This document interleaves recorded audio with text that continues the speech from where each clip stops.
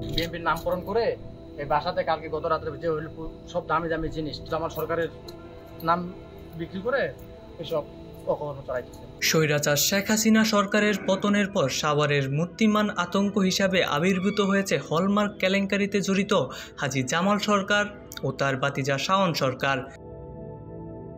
চাঁদাবাজি, জাল দলিল তৈরি করে মানুষের জায়গা জমি দখল, মার্কেট দখল, ফ্যাক্টরি দখল, বাসস্ট্যান্ড দখল সহ নানা অভিযোগ রয়েছে তাদের বিরুদ্ধে। এছাড়াও জামাল সরকারের পরিবারের বিরুদ্ধে নদীর প্রায় 100 বিঘা জমি জোরপূর্বক দখল করে রাখার অভিযোগও রয়েছে। চলুন জেনে নেওয়া যাক কে এই জামাল সরকার।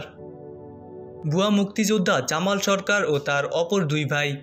মুক্তিযুদ্ধের সময় তারা এলাকার রাজাকারদের সহায়তা করলেও এরশাদের আমলে শ্যামপুরের চাঞ্চল্যকর মইয়া হত্যা মামলায় যাবজ্জীবন কারাদণ্ডাদেশ প্রাপ্ত তারা।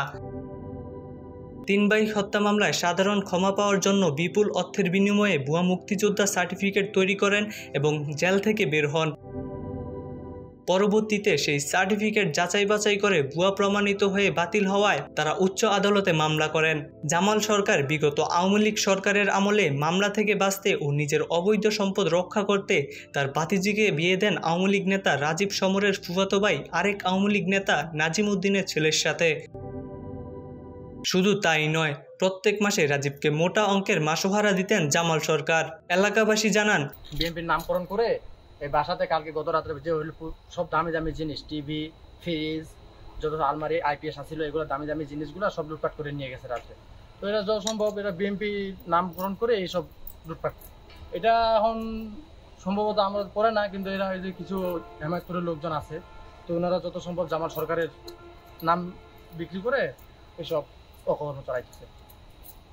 এখন কিছু আর্থিক টাকা পয়সা তো থাকে একটা বাসা বাড়ি, মানে কিন্তু একজন বিশিষ্ট ব্যবসায়ী, আমার বাসার মালিক বিশিষ্ট ব্যবসায়ী, তো এই বিশিষ্ট ব্যবসা বাণিজ্য বন্ধ করার জন্য হুমকি হামকা দিচ্ছে। জুলাই আগস্ট বিপ্লবের সময় ছাত্রদলের বিরুদ্ধে ব্যবহার করার জন্য গুলি কিনতে প্রায় 6 লাখ টাকা আওয়ামী লীগ নেতা রাজীবের হাতে তুলে দেন জামাল সরকার। 5 আগস্ট পরবর্তীতে ভোট পাল্টে তিনি বনে যান বিএনপি নেতা। যদিও বিএনপির দুঃসময়ে কোনো দলীয় প্রোগ্রামে অংশগ্রহণ করেনি জামাল সরকার ও তার পরিবার, সাধারণ কর্মীরা তার কাছে সাহায্যের জন্য দ্বারস্থ হলে বলতেন, আমি বিএনপি করি না, তোমরা তারেক রহমানের সাথে যোগাযোগ করো।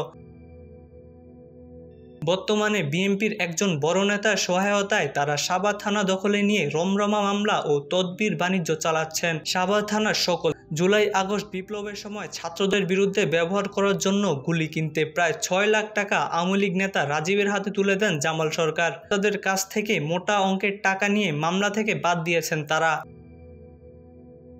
তার অপরাধের কিছু লিস্ট ব্রেকিং নিউজের হাতে এসেছে। তার মধ্যে অন্যতম হচ্ছে মসজিদের জমি জোরপূর্বক দখল, বিএনপি নেত্রী ব্যারিস্টার মুন্নির জমি দখল, জাল দলিলের মাস্টারমাইন্ড,